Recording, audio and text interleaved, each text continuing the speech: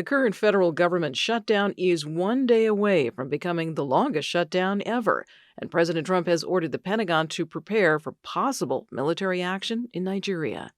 Good morning, I'm Corva Coleman from NPR News, and here are today's top stories. This is day 34 of the federal government shutdown. If it lasts through tomorrow, it will equal the longest government shutdown ever. That was in early 2019. But NPR's Barbara Sprunt says a key deadline passed over the weekend. November 1st is a really important date here. In a lot of ways, it represents both sides of this shutdown. It's the day that SNAP, formerly known as food stamps, ran out of money. People who want to go to the grocery store to use their food assistance to buy groceries for their families just don't have that money. NPR's Barbara Sprunt reporting. Today is the deadline for the Trump administration to respond to two federal judges' orders. The judges have ruled that the Trump administration must turn to contingency funding in the Agriculture Department to keep funding the food assistance program. Separately over the weekend, people who get health insurance through the Affordable Care Act started to get a look at their premiums for next year. Brianna Vasquez of California has sticker shock. On the policy that I have now, it's just me and my two kids, and we currently pay $282 and some change. And I just logged on this past week, and I was finally able to see what the premiums are going to go up to. And if we keep the same plan, it'll go up to $1,003 a month for just health insurance. Congressional Democrats are insisting Republicans restore money cut from federal health programs before they'll agree to reopen the government.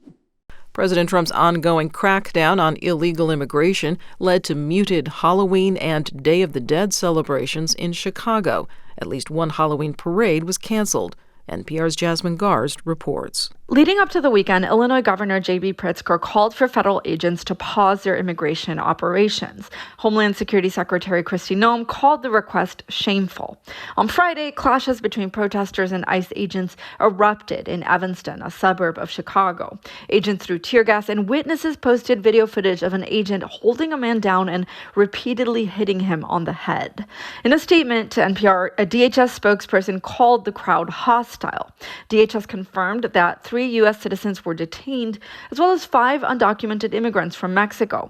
The spokesperson said the immigrants had criminal histories, including trespassing and multiple illegal entries into the U.S. NPR's Jasmine Garsd reporting. Trump tells CBS's 60 Minutes that he's committed to continuing the raids by U.S. Immigration and Customs Enforcement. Tomorrow is Election Day in several jurisdictions. Virginia is one day away from choosing a governor. Early voting ended Saturday, but campaigning continued through the weekend. From member station VPM News, Jad Khalil has more. Former Congresswoman Abigail Spanberger is the Democrats' nominee, and Lieutenant Governor Winsome Earle-Sears is the Republicans'. In Norfolk on Saturday, former President Barack Obama campaigned for Spanberger. He spoke about health care challenges and the replacement of the East Wing with a ballroom. So, Virginia, here's the good news. If you can't visit a doctor, don't worry. He will save you a dance. Virginia's gubernatorial race gets attention nationwide as a test of the federal government's policies.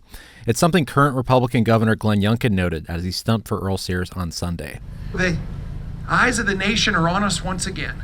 Once again saying what's happening in Virginia. Over 1 million Virginians have voted early.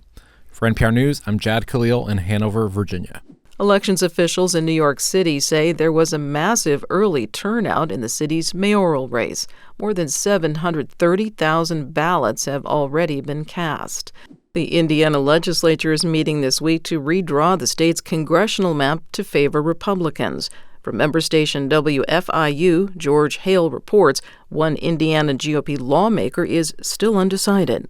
At a town hall in Terre Haute, Indiana, Senator Greg Goode listened for hours as constituents lined up out the door waiting to share their objections. Kevin Christ said Indiana doesn't have to follow other states who are moving towards redistricting. Just because California and Illinois are doing it doesn't mean we should do it. I remember my parents telling me, just because other children play in the street doesn't mean you should do that. No one spoke in favor of the proposal to add a Republican congressional seat to the already red state. Senator Goode says he's keeping an open mind. For NPR News, I'm George Hale in Terre Haute, Indiana. President Trump says he has ordered the Pentagon to plan for potential military action in Nigeria. He says he's responding to violent attacks on Christians in Nigeria.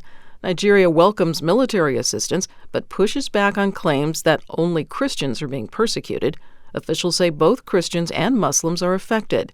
NPR's Emmanuel Akinwotu reports. President Trump warned that if Nigeria continues to allow the killing of Christians, the U.S. military would intervene to, quote, completely wipe out the Islamic terrorists who are committing these horrible atrocities. A Nigerian government spokesperson said assistance fighting insurgents was welcome as long as its sovereignty was respected.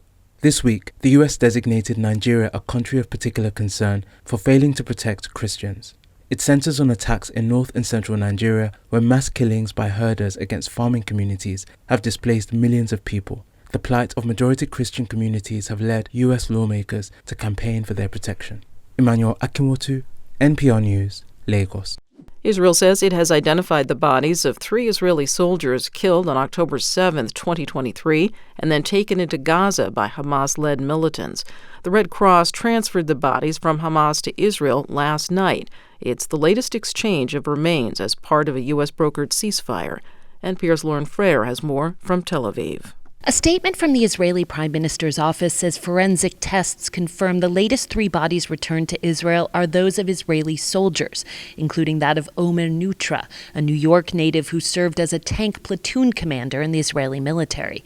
President Trump told reporters on Air Force One that he spoke to Nutra's parents. They're thrilled in one sense, but in another sense, obviously, it's not too great.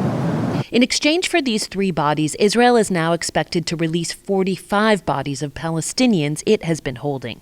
A Hamas spokesperson says this latest handover shows the group's firm commitment to complete these exchanges as quickly as possible. Lauren Frere, NPR News, Tel Aviv. The Taliban say that at least 20 people have been killed by a powerful earthquake in northern Afghanistan. The U.S. Geological Survey says the quake's magnitude was 6.3. Hundreds of people are reported injured. This is NPR.